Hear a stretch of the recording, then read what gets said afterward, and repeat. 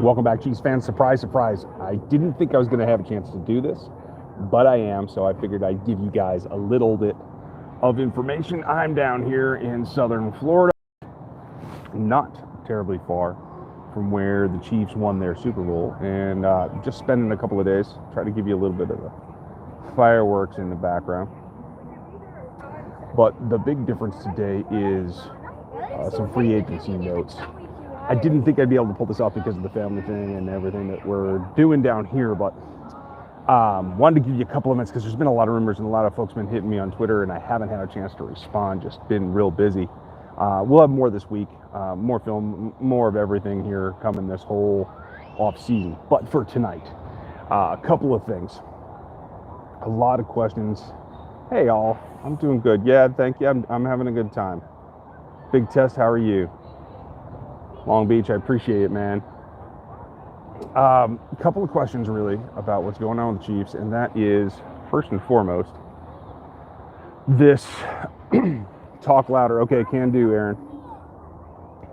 So the big thing is these free agents. A lot of questions, a lot of unanswered questions in particular, but Chris Harris tops the list, and I think that that's a really interesting one. You guys have heard me talk about him just from a Jayhawk standpoint, trying to get him to come back. I think that's a great fit. It's just about the money, to tell you the truth. And we'll get to Jones here in a minute, Damien. I think Chris Harris is a guy that can really do a lot of good work in Kansas City. I think he fits really well.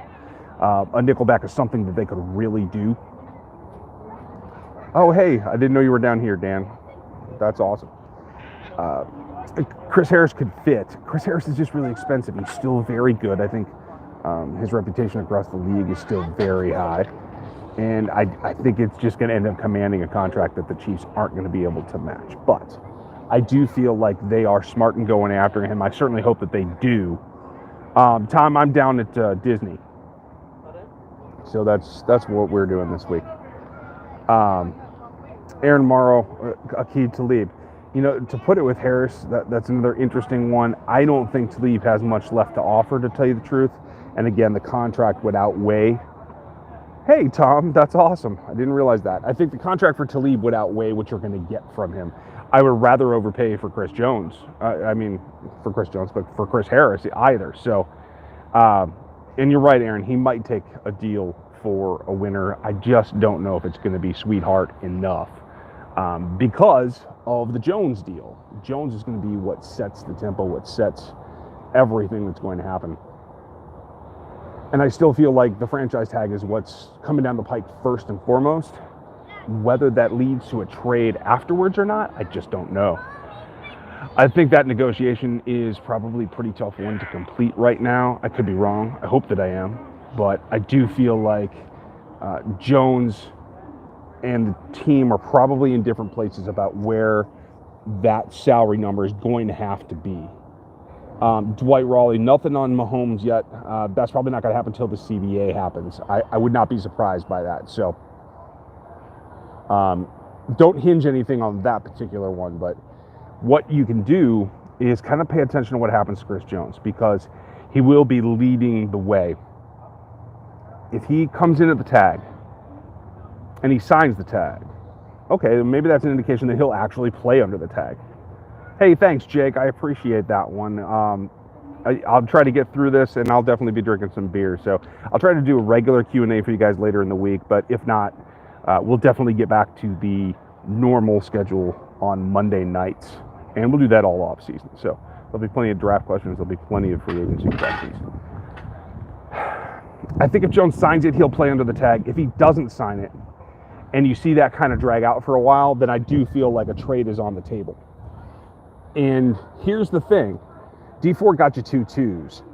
Chris Jones should be able to get you a 1 and a 3, as far as I can give you that. So I don't know what the offers will be. They'll probably be stingy at first, and you may actually find them in a situation where they end up playing Chris under the franchise tag. Well, he'll have to sign it and play 2020 under the tag, which once again will likely just up his value, and then you can continue to seek trades, et cetera, et cetera. I wouldn't read too much into his public statements about wanting to stay, that's all well and good. Every player feels comfortable, has a fan base. They all want to stay. Is that best for his career? Is that best for his family? Probably not. And his agent certainly doesn't want him to stay if an extension is not going to be. Seeing interesting there. Oh yeah, everybody's here, Aaron.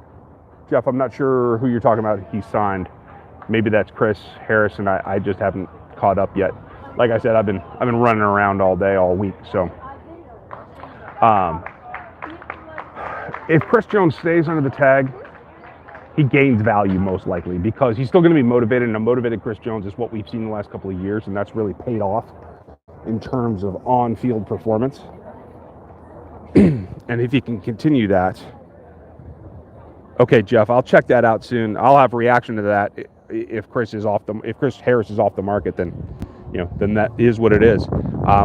If he is off the market already, that's probably a pretty sweetheart deal. I would guess that he's re-signed with the Broncos if that has happened.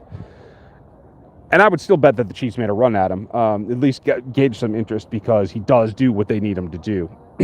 What that leaves them with is a bunch of lower end question marks. I still like Byron Jones. Don't know that he's going to be anywhere near what the Chiefs can afford monetarily, but we'll find out. And again, what that leaves us with is Chris Jones possibly playing under the tag, gaining some value, and again, gaining more for him to do in terms of garnering them draft picks. I would think 2020 is the year that you're going to get them. If not, 2021 will be useful as well. They have a lot of work to do in terms of making signings. I do expect them to make a lot of progress that way. Sorry, people are texting me. We're down here with a group of people, so you never know what's going to happen. That said, those two are kind of the pins. Like I said, the Mahomes thing is going to be off for a while until he's a little bit further down the line, and then once that happens, I think that will be CBA dependent. Families walking around here and stuff, so you guys are going to hear a little bit of extra noise. But longer term, I think the value for Chris Jones right now is a first and a third, a low end first. I don't think the Chiefs are going to climb out of 25th, 22nd, somewhere in that range is probably top of it.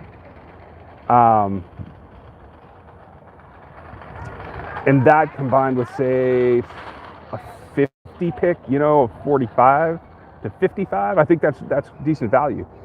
Picks inside the top 100 is what we're talking about. And I think that the Chiefs right now, out of 32, are looking at a trade back in order to gain value. So Chris Jones can get them even more if that's what happens. So,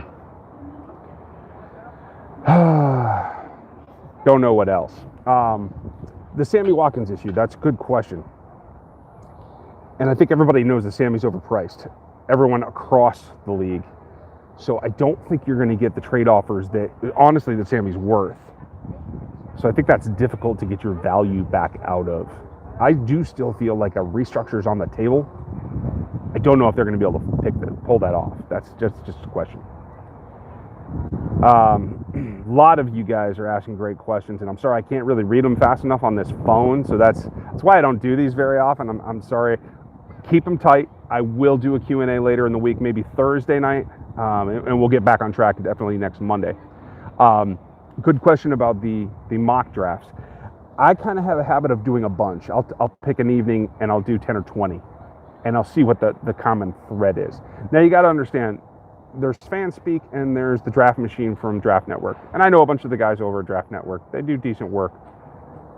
They're not a bunch of ex-scouts, though. And I think the one thing that you got to take with a grain of salt when you do those mock drafts is the predictive thing where it kind of tries to tell you what it thinks the other teams in the league are going to do. I don't know that that's something you can really hang your hat on. It's probably close in the general vicinity, but I don't think that really you can say that that's what's going to happen. So take it all with a grain of salt. That's why I do a bunch of them. And then I kind of pick out the ones that I feel like are most interesting on a given night, or ones that I feel reflect the most realism in how I think how a draft is going to go for multiple teams that then feed into what the Chiefs can do. And that's important. I try not to fill you guys with a bunch of fluff that isn't realistic. Dan, great question. Do you think LDT stays? Man, I just don't know. I can see them saying maybe not, given his performance this year, but I think they like him. I know they like him. A restructure could be in the playing cards there as well. So, I mean, you never quite know. But I also think that LDT is in a position where he can retire from the NFL, have a promising practice in medicine, and really be off to help a bunch of people. And I do feel like that's in the cards as well. Ethan Hunt taking Queen at 32. He's talking about Philip Queen from LSU, linebacker. Guy that plays the pass that is pretty nimble. I just don't see him taking on blocks that well in the NFL. See him on guards. I've only done a cursory glance at him, watched the bowl games, and I've maybe watched a half of one game, like looking at him. He's a guy on my list because I do feel like he's going to be there somewhere in the late 20s. That's my guess because of his run fit questions. Really, the Chiefs are looking for a dual threat at linebacker, and that's what they have to have in order to not put themselves in a position where they're weak against the run like they have been in recent years and just get run on in the nickel. You'd like to be more versatile, and I know Spags would be, so that he doesn't have to march out a set of linebackers or honestly, Ragland and Pennell together in order to stop the run and then be susceptible against the pass and then have to switch the whole group out. He'd like to have guys that can play both equally well, so that's what I think. I do feel like the DBs in this class are more plentiful, and I think they're going to be at 32. That's my personal opinion. So, and I'll go through that. In fact, what we're going to do, I think one of the first things we'll do for the members, and I think I told you guys I got memberships going from YouTube. I'll start there. I got to build the tiers and that kind of stuff. Once we do, one of the things that we'll do is we'll go through mock drafts live, and you guys can jump in there. We'll pick them together. I'll tell you do's and don'ts and whatever and why I make picks. And we'll kind of go through it together, and that'll just be a whole show. That'll be a lot of fun. I'm pretty much sure I'm going to do that. So I think that will be a blast. So a lot of great questions. They're going by pretty quick. I can't really see them all. So I'm just going to sign off for tonight, you guys. I'm getting on a plane early in the morning, so I'll be back in the snow probably by the time most of you are off work on Monday, on Tuesday, whatever day it is, because I kind of lost them all down here. So I hope you guys have a good day. We'll get back on track. I'll do another live for Q&A later this week, and we'll get back on track next week. Make sure you check out the videos that I've kind of been rolling out the last few days. A two-parter with Seth Kaiser is going to be on, and some film work by Dan, and one that I did last week as well. So I'll check you when I'm back in town. Hope you guys have a good one. I'll talk to you later.